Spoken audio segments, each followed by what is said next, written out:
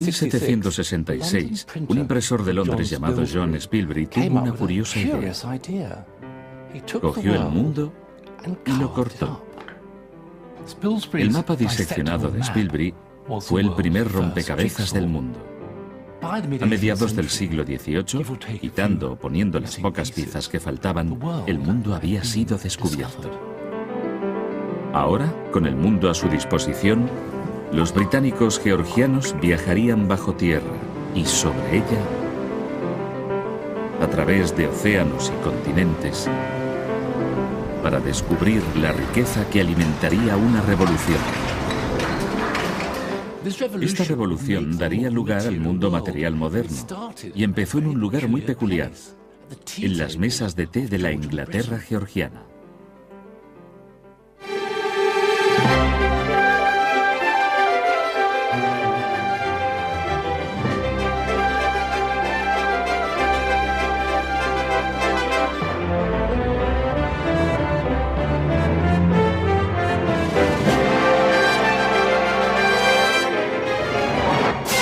¿Qué hizo la revolución industrial por nosotros?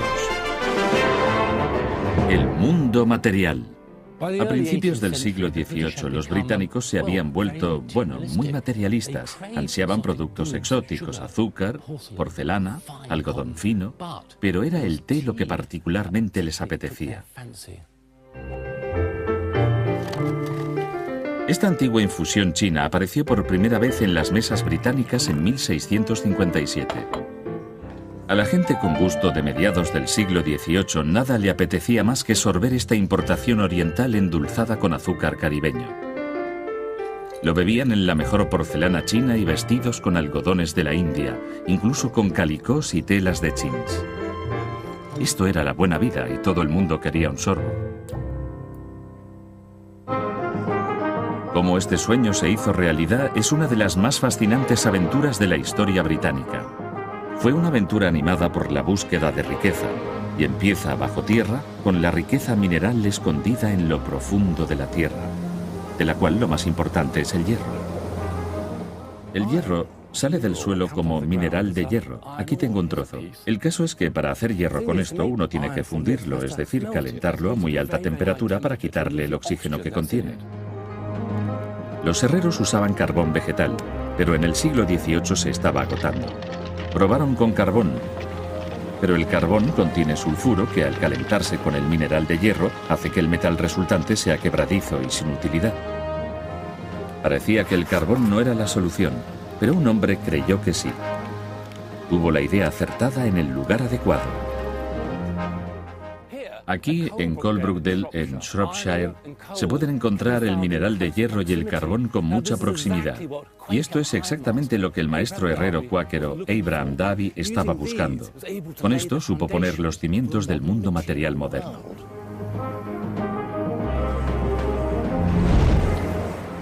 Esto es coque, que esencialmente es carbón procesado para quitar el sulfuro. Ahora bien, en 1709, Abraham Davy tuvo una brillante idea. Efectivamente, utilizar coque para fundir hierro. Hoy utilizamos hierro reciclado y piedra caliza. Al principio hubiera sido o hierro o piedra caliza. El hierro se ha estado calentando en el horno a una temperatura muy elevada y Nigel está a punto de destaparlo y el hierro fundido saldrá borboteando hacia afuera. Aquí está. Ahora tengo que ponerme bien atrás.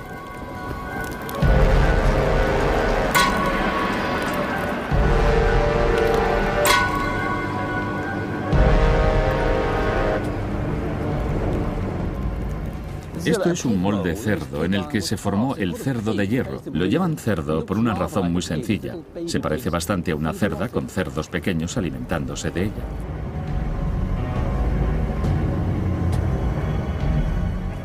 Bueno, el cerdo de hierro se ha enfriado. Aquí está. Voy a sacarlo de su molde de arena.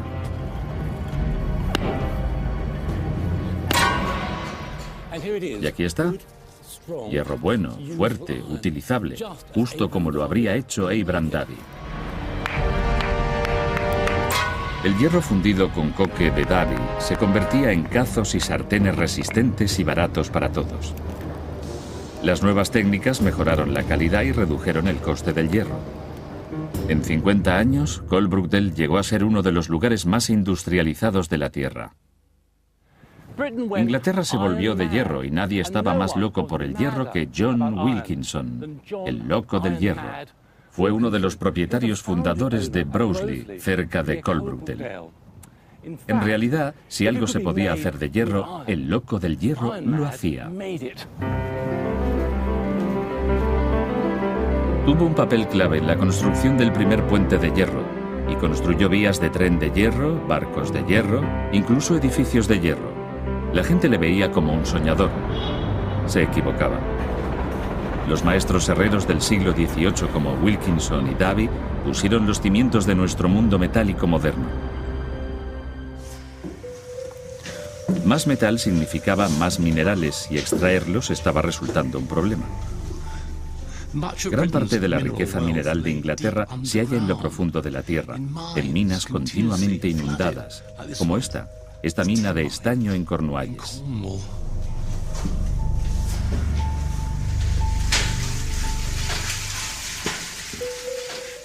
Y aquí está el problema: el agua. Para llegar al cobre, al estaño, al plomo o al carbón, esta agua tuvo que ser retirada. Irónicamente, la mejor solución a este problema de las inundaciones resultó ser el agua. En 1712, Thomas Newcomen, un ferretero de Dartmouth, lanzó una maravillosa máquina nueva.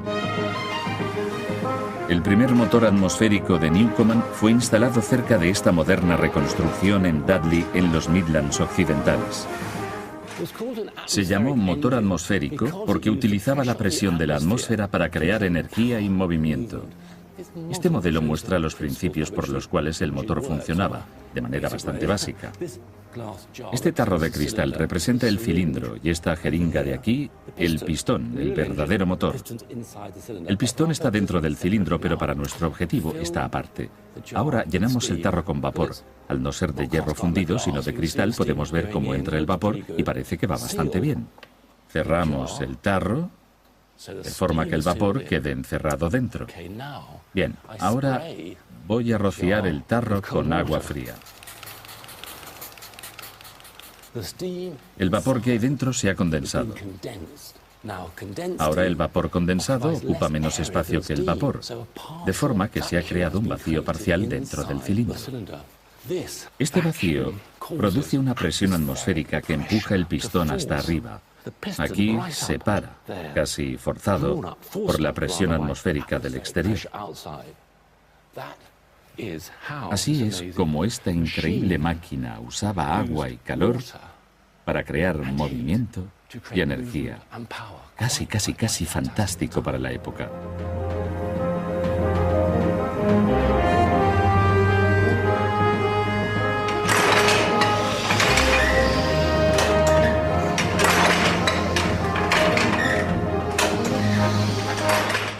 Esta es la parte alta de la caldera, calentada con carbón para producir vapor. El vapor llega hasta aquí y a través de esta conexión entra en el gran cilindro de metal aquí arriba, el equivalente de nuestro tarro de cristal. También en la base del cilindro se puede ver cómo se inyecta el agua fría por ese tubo de ahí, que condensa el vapor dentro del cilindro.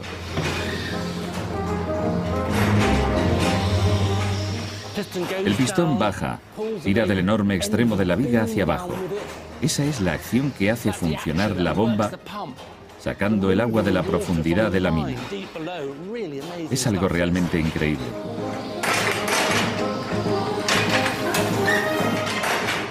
El motor Newcomen es realmente una magnífica pieza, absolutamente pionera, uno de los inventos más importantes de la historia del hombre.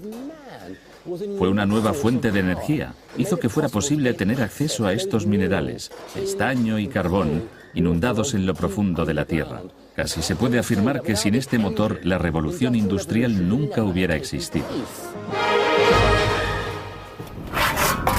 El vapor bombeaba las minas y llegaría a impulsar las fábricas de Inglaterra. Pero todo este vapor necesitaba, adivinadlo, carbón. Y aun sabiendo dónde buscarlos, seguía siendo un asunto de querer y no poder. William Smith era un topógrafo de canales cuya pasión eran los fósiles. Mientras estudiaba la tierra a través de la cual pasaría el canal, Smith advirtió extraños dibujos en las rocas. Fue quizás la fascinación de Smith por los fósiles lo que le llevó a descuidar su trabajo como topógrafo. De todas formas, en 1799 fue despedido y acabó en la prisión de deudores. Al mismo tiempo, sus ideas sobre la formación de las rocas fueron despreciadas y su mujer se volvió loca. Todo esto basta para que uno se vuelva loco.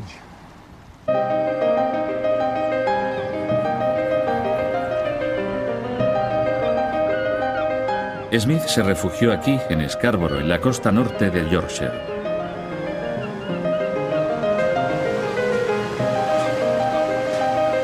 Era el lugar perfecto para satisfacer su pasión y demostrar que tenía razón. Estos acantilados en las afueras de Scarborough son una maravillosa ilustración de las ideas geológicas de Smith. Observad que están claramente formadas por unas capas horizontales que Smith y sus colegas geólogos llamaron estratos. Y cada capa contiene fósiles como esta interesante amonita, una especie de calamar primitivo. Ahora bien, Smith observó que este tipo de fósil, esta amonita, solo aparecía en una capa, un estrato, ni en la capa de arriba ni en la capa de abajo. Siguió mirando y encontró en niveles más altos diferentes tipos de fósiles de amonita bastante diferentes. Cambiaban. Estaba claro que esos estratos se habían ido moviendo de abajo a arriba durante un largo periodo de tiempo. Esto ahora nos parece evidente, pero era una idea nueva.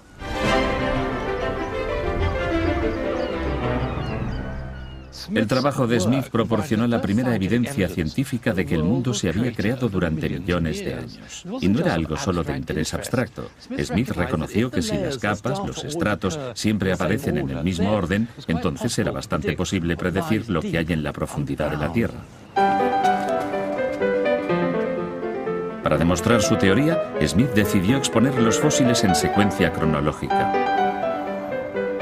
En 1829 se construyó un museo, el Rotonda, con esa finalidad. Aquí, en el Paseo Marítimo de Scarborough.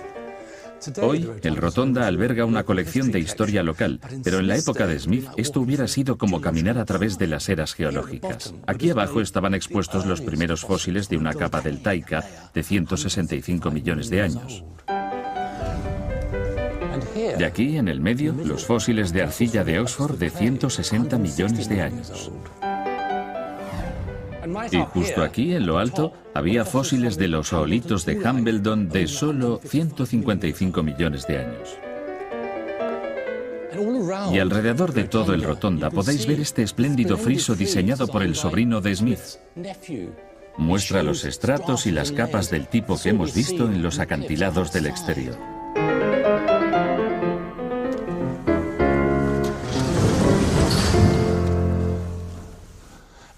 Y este es el legado de los estratos de William Smith. Un proyecto que empezó abriendo canales acabó con una nueva visión del mundo. En 1815 publicó este estudio geológico de Inglaterra y Gales. Es el primer mapa geológico del mundo.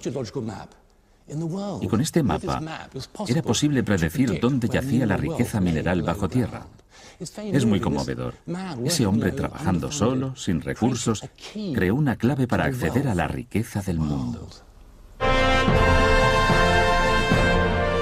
Resulta increíble. No es muy diferente del mapa geológico actual de Inglaterra.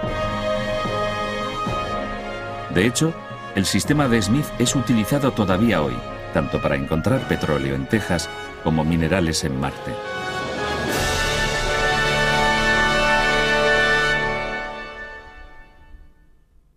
Pero a pesar del enorme esfuerzo de hombres como Davy, Newcomen y Smith, había cosas, como el té y el algodón, que nunca podrían ser cultivadas, producidas o encontradas en suelo británico. Era el momento de buscar en otra parte, el momento de encontrar la pieza que faltaba.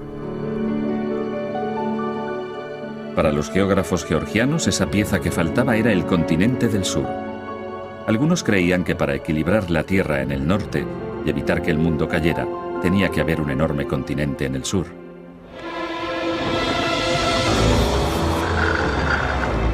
El 25 de agosto de 1768, un marinero de barcos de carbón de Whitby zarpó en un viaje que cambiaría el mundo.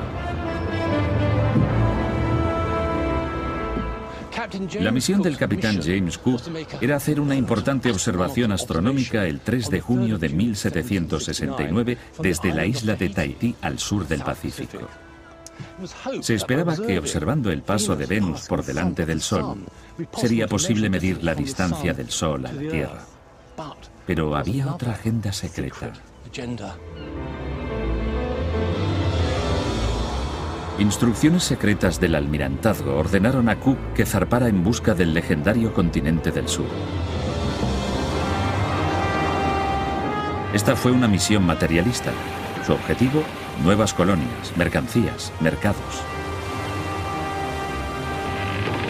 Cook no pudo encontrar el continente del sur. De hecho, él estaba convencido de que no existía. En cambio, navegó hacia Nueva Zelanda y la costa no visitada del este de Australia. El 19 de abril de 1770 se avistó tierra.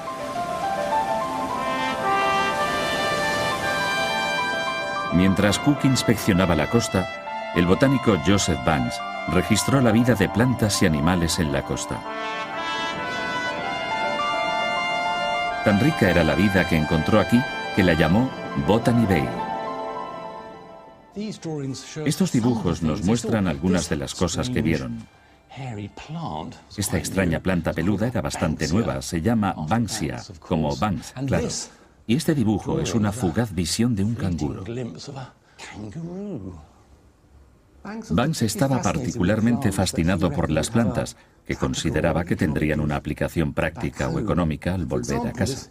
Por ejemplo, este lino de Nueva Zelanda, que los maoríes usaban para hacer cestas, es ahora una planta corriente de jardín. O más aún, el eucalipto es ahora utilizado para todo, desde jabón a papel celo. La travesía de Cook puso las piezas que faltaban en el mapa del mundo. Eso marcó el fin de la era de los descubrimientos, y para los pueblos nativos que encontró fue el fin del mundo tal como lo conocían.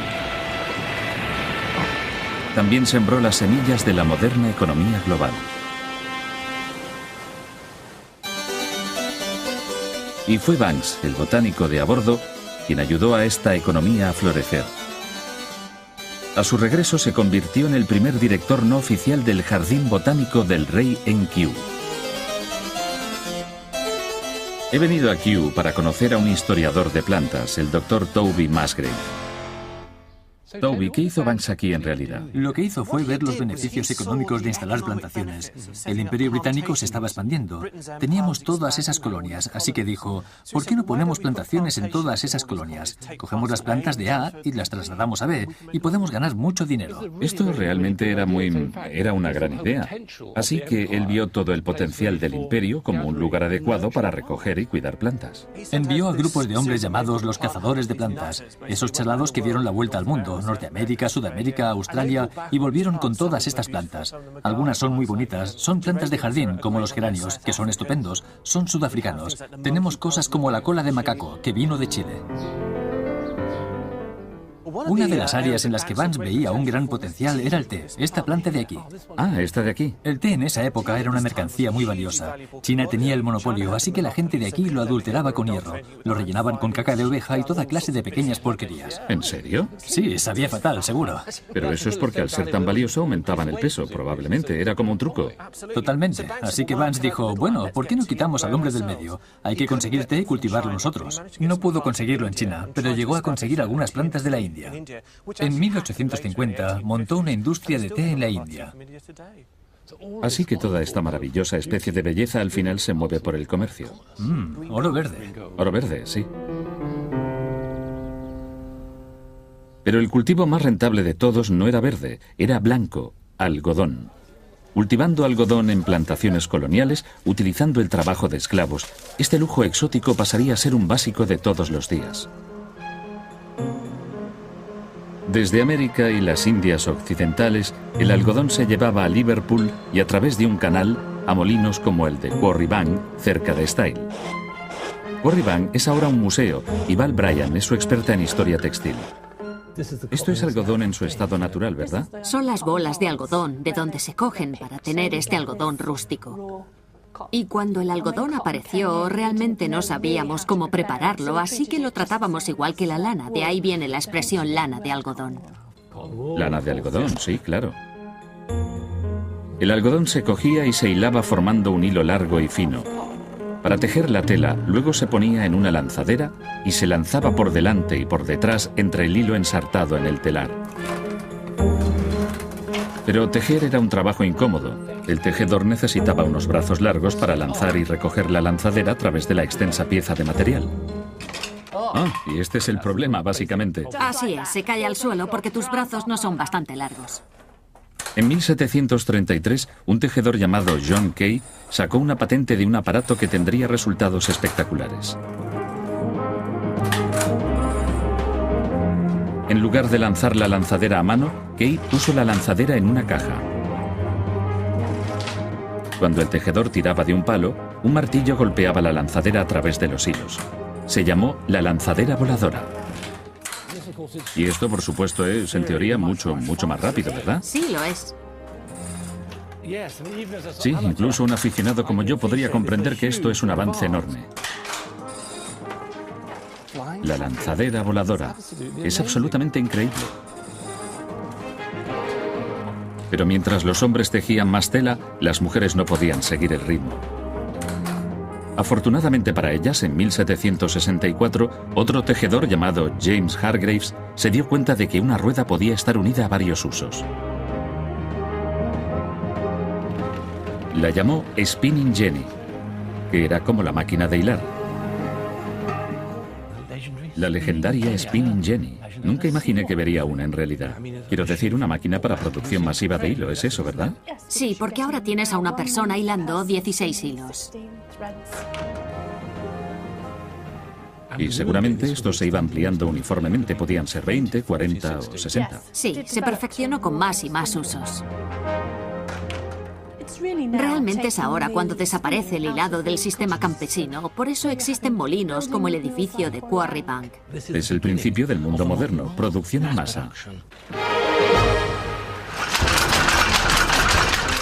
En los años 1780 la nueva tecnología llevó la energía de vapor a los molinos de Inglaterra. El tejido de algodón, antes un producto de importación caro, era accesible para todos. En los años 1830, en gran parte gracias al algodón, Inglaterra era la nación más rica del mundo. Pero era un trabajo agotador. A principios del siglo XIX, los obreros, como estos del Quarry Bank Mill, hilaban y tejían de 12 a 14 horas al día. Lo que necesitaban era una pausa.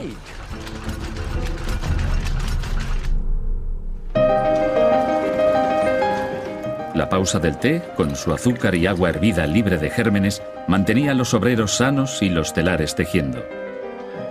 Pero sus tazas de loza barata tenían una desagradable tendencia a cuartearse. Para evitarlo, primero echaban un chorrito de leche, un hábito que muchos tenemos todavía hoy. En cambio, las tazas chinas eran bonitas y resistían el calor. Por desgracia, los chinos mantenían en secreto la receta de su preciosa porcelana.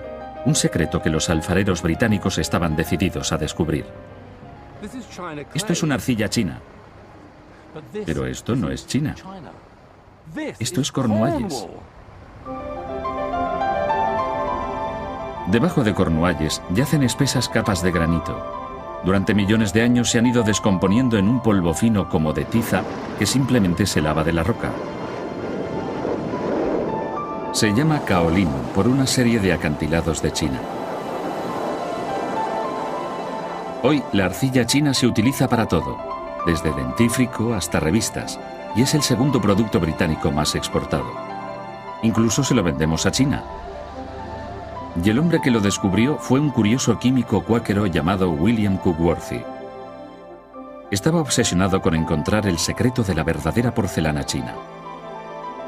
En 1746, Cookworthy visitó una pequeña mina en Cornualles.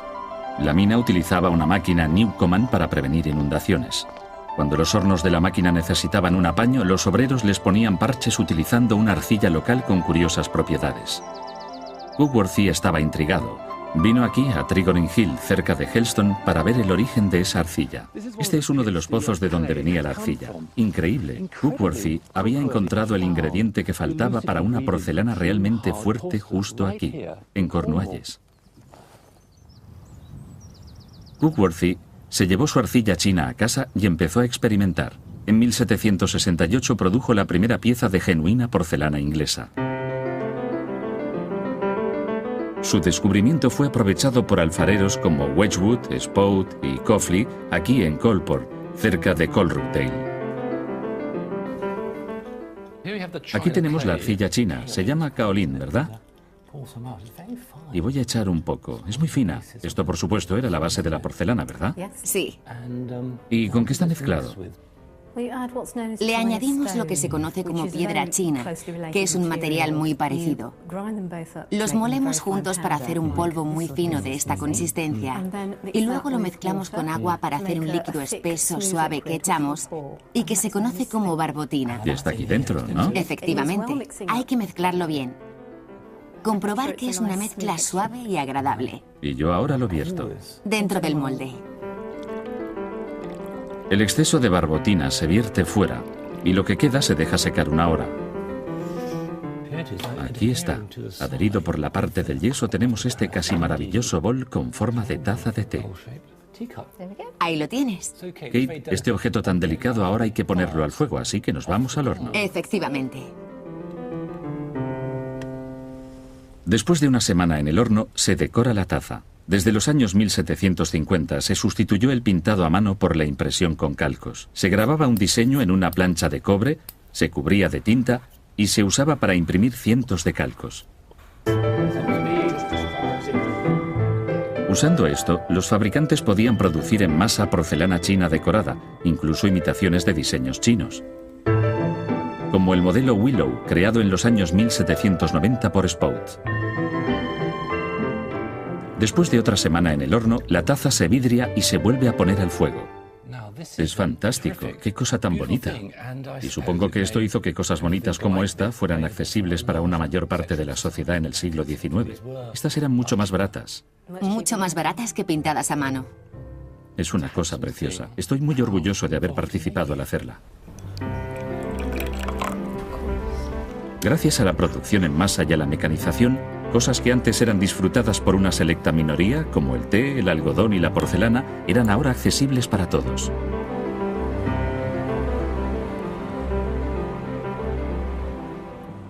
El gusto de los británicos por los artículos exóticos como el té, el algodón y la porcelana inspiró una revolución.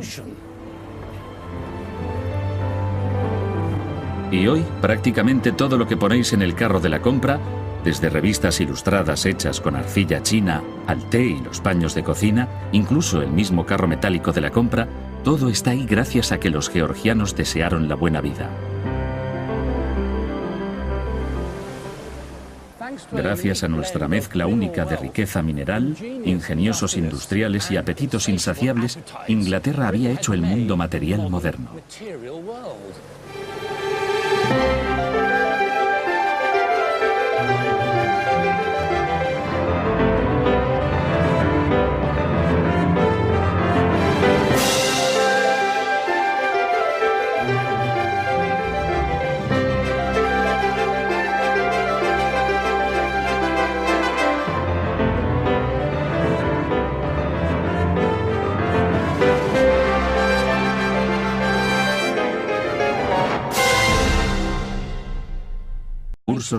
Creó una clave para acceder a la riqueza del mundo. Resulta increíble. No es muy diferente del mapa geológico actual de Inglaterra. De hecho, el sistema de Smith es utilizado todavía hoy, tanto para encontrar petróleo en Texas como minerales en Marte.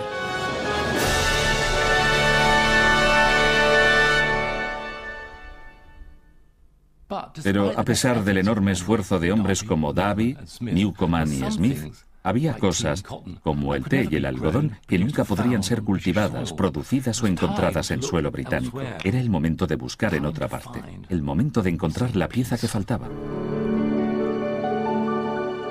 Para los geógrafos georgianos, esa pieza que faltaba era el continente del sur. Algunos creían que para equilibrar la Tierra en el norte y evitar que el mundo cayera, tenía que haber un enorme continente en el sur.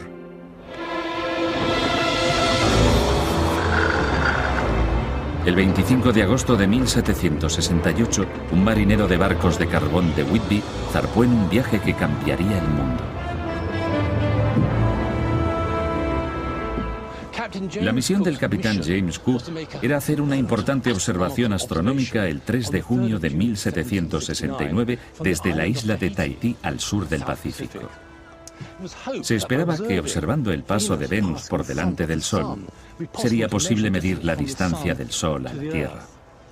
Pero había otra agenda secreta.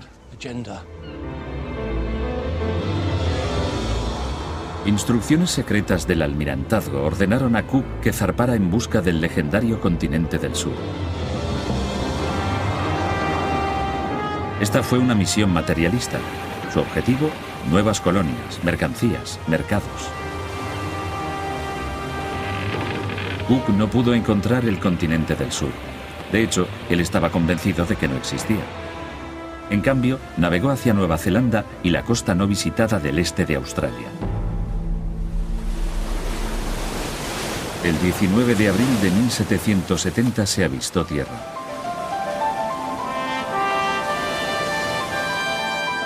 Mientras Cook inspeccionaba la costa, el botánico Joseph Banks registró la vida de plantas y animales en la costa. Tan rica era la vida que encontró aquí que la llamó Botany Bay. Estos dibujos nos muestran algunas de las cosas que vieron. Esta extraña planta peluda era bastante nueva, se llama Banksia, como Banks, claro. Y este dibujo es una fugaz visión de un canguro. Banks estaba particularmente ahora, con el mundo a su disposición, los británicos georgianos viajarían bajo tierra y sobre ella, a través de océanos y continentes, para descubrir la riqueza que alimentaría una revolución. Esta revolución daría lugar al mundo material moderno y empezó en un lugar muy peculiar, en las mesas de té de la Inglaterra georgiana.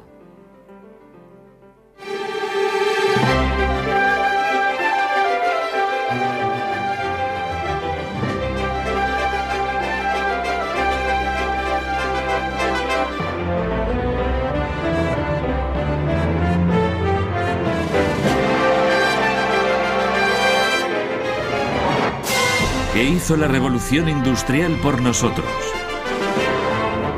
El mundo material.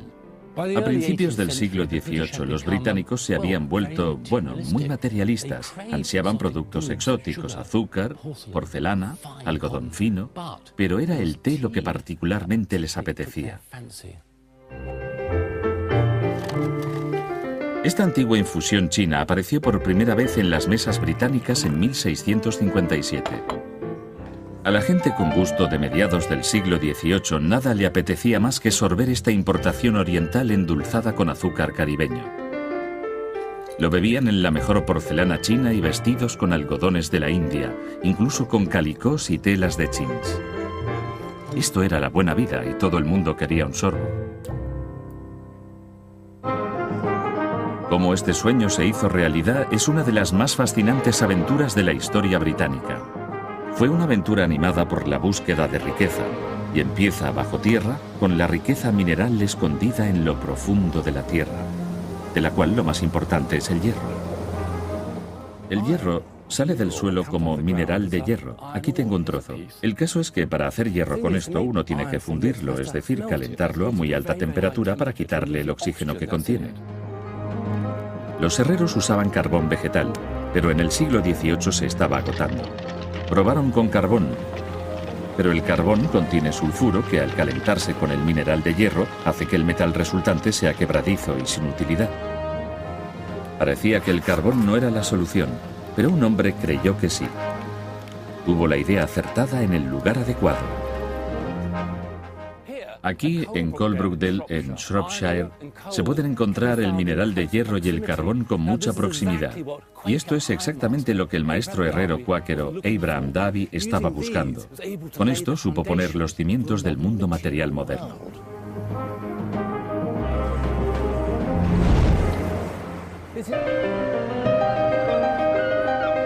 Smith se refugió aquí, en Scarborough, en la costa norte de Yorkshire.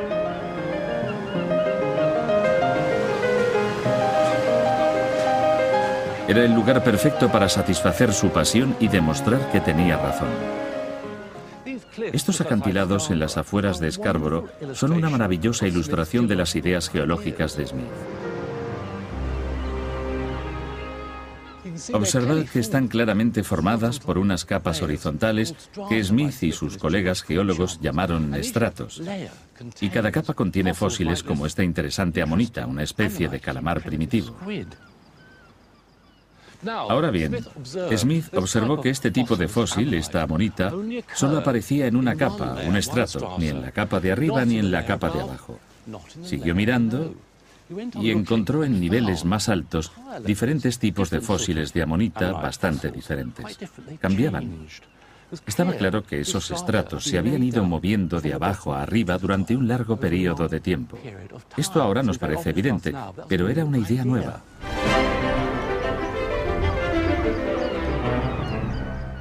El trabajo de Smith proporcionó la primera evidencia científica de que el mundo se había creado durante millones de años. Y no era algo solo de interés abstracto. Smith reconoció que si las capas, los estratos, siempre aparecen en el mismo orden, entonces era bastante posible predecir lo que hay en la profundidad de la Tierra.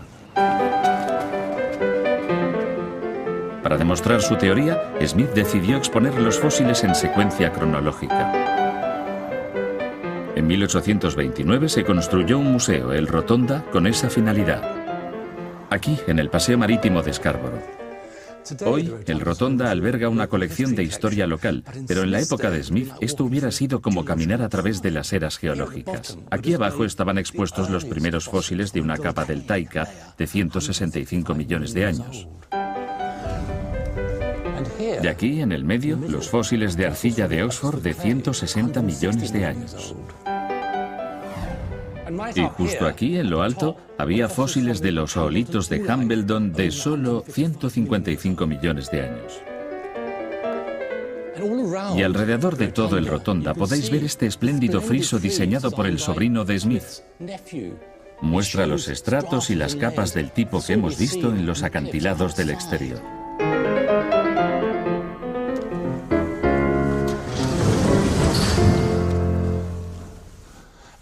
Y este es el legado de los estratos de William Smith. Un proyecto que empezó abriendo canales acabó con una nueva visión del mundo. En 1815 publicó este estudio geológico de Inglaterra y Gales. Es el primer más loco por el hierro que John Wilkinson, el loco del hierro. Fue uno de los propietarios fundadores de Broseley, cerca de Coalbrookdale. En realidad, si algo se podía hacer de hierro, el loco del hierro lo hacía. Tuvo un papel clave en la construcción del primer puente de hierro y construyó vías de tren de hierro, barcos de hierro, incluso edificios de hierro. La gente le veía como un soñador. Se equivocaba. Los maestros herreros del siglo XVIII como Wilkinson y Davy pusieron los cimientos de nuestro mundo metálico moderno. Más metal significaba más minerales y extraerlos estaba resultando un problema. Gran parte de la riqueza mineral de Inglaterra se halla en lo profundo de la tierra, en minas continuamente inundadas, como esta mina de estaño en Cornualles.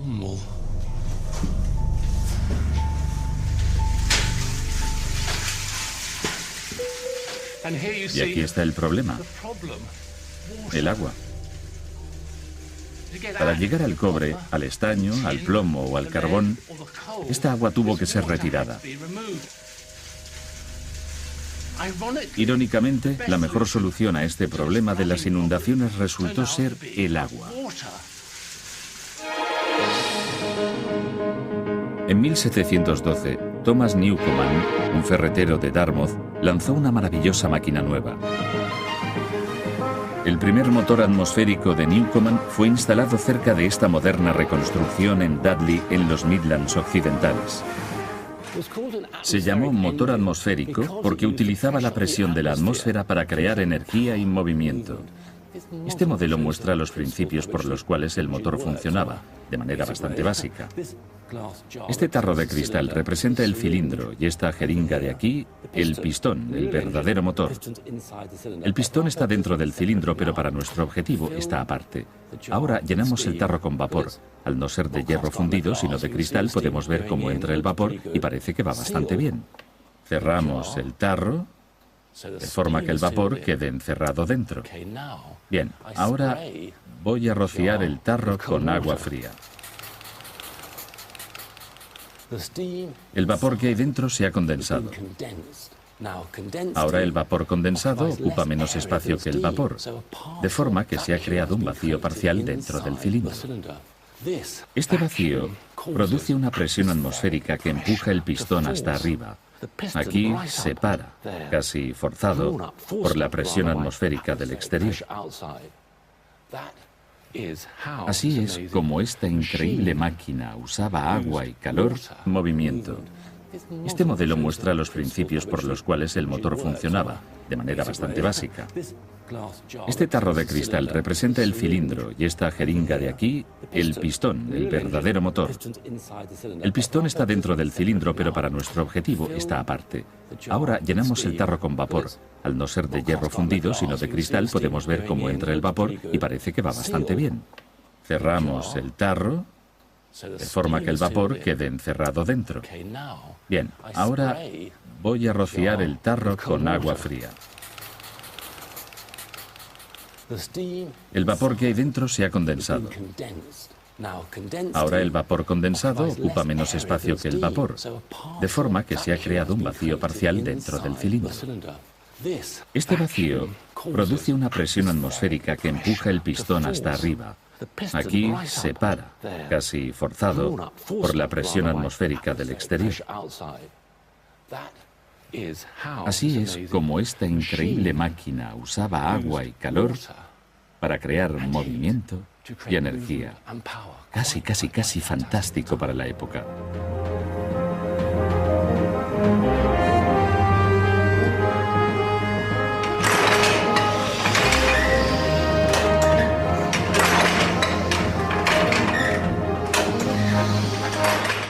Esta es la parte alta de la caldera, calentada con carbón para producir vapor.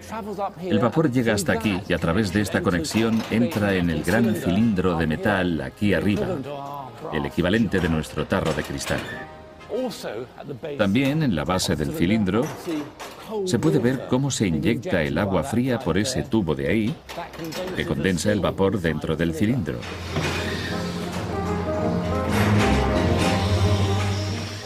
El pistón baja, tira del enorme extremo de la viga hacia abajo. Esa es la acción que hace funcionar la bomba, sacando el agua de la profundidad de la mina. Es algo realmente increíble.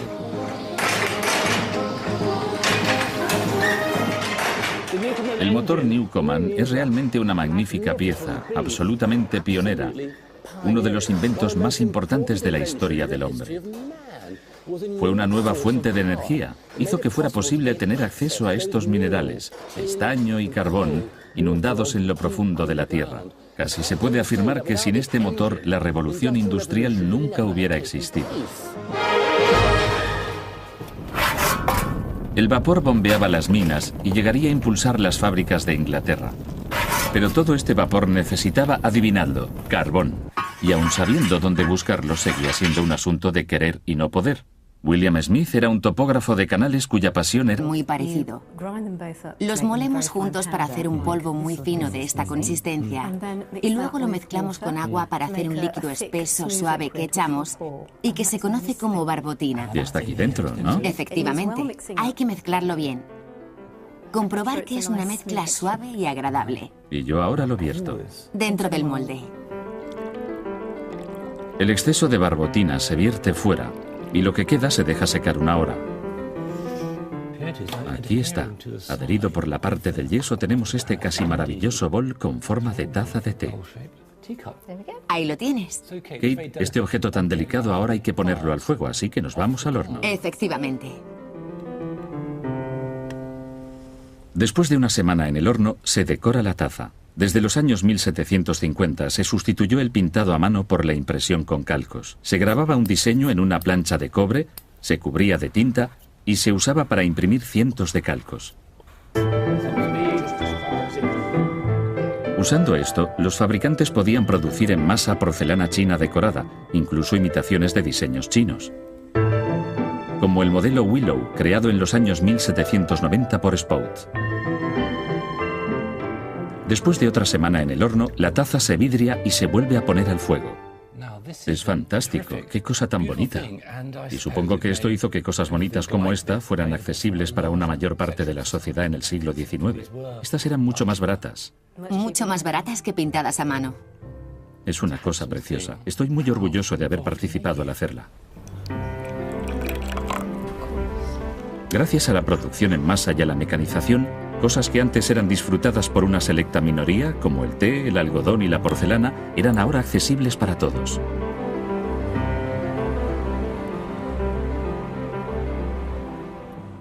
El gusto de los británicos por los artículos exóticos como el té, el algodón y la porcelana inspiró una revolución.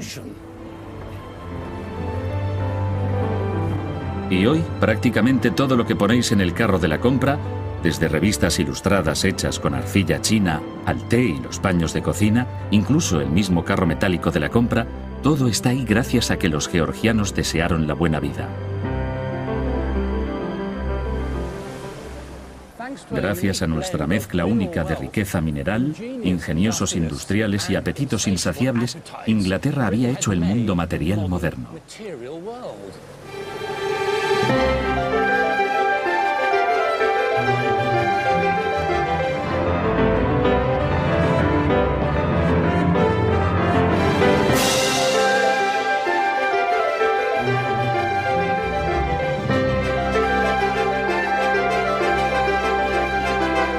En 1733, un tejedor llamado John Kay sacó una patente de un aparato que tendría resultados espectaculares.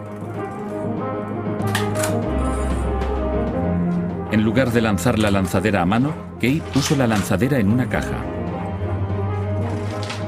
Cuando el tejedor tiraba de un palo, un martillo golpeaba la lanzadera a través de los hilos. Se llamó la lanzadera voladora. Y esto, por supuesto, es, en teoría, mucho más rápido, ¿verdad? Sí, lo es. Sí, incluso un aficionado como yo podría comprender que esto es un avance enorme. La lanzadera voladora es absolutamente increíble. Pero mientras los hombres tejían más tela, las mujeres no podían seguir el ritmo. Afortunadamente para ellas, en 1764, otro tejedor llamado James Hargreaves se dio cuenta de que una rueda podía estar unida a varios usos. La llamó Spinning Jenny, que era como la máquina de hilar. La legendaria Spinning Jenny. Nunca imaginé que vería una en realidad. Quiero decir, una máquina para producción masiva de hilo, ¿es eso, verdad? Sí, porque ahora tienes a una persona hilando 16 hilos. Y seguramente esto se iba ampliando uniformemente. Podían ser 20, 40 o 60. Sí, se perfeccionó con más y más usos. Realmente es ahora cuando desaparece el hilado del sistema campesino. Por eso existen molinos como el edificio de Quarry Bank. Es el principio del mundo moderno, producción en masa. En los años 1780 la nueva tecnología llevó la energía de vapor a los molinos de Inglaterra. El tejido de algodón, antes un producto de importación caro, era accesible para todos. En los años 1830, en gran parte gracias al algodón, Inglaterra era la nación más rica del mundo. Pero era un trabajo agotador. A principios del siglo XIX, los obreros, como estos del Quarry Bank Mill, hilaban y tejían de 12 a 14 horas al día. Lo que necesitaban era una pausa.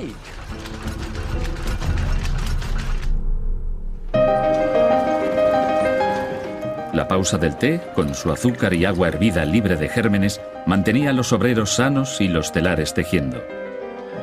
pero sus tazas de loza barata tenían una desagradable tendencia a cuartearse. Para evitarlo, primero echaban un chorrito de leche, un hábito que muchos tenemos todavía hoy. En cambio, las tazas chinas eran bonitas y resistían el calor.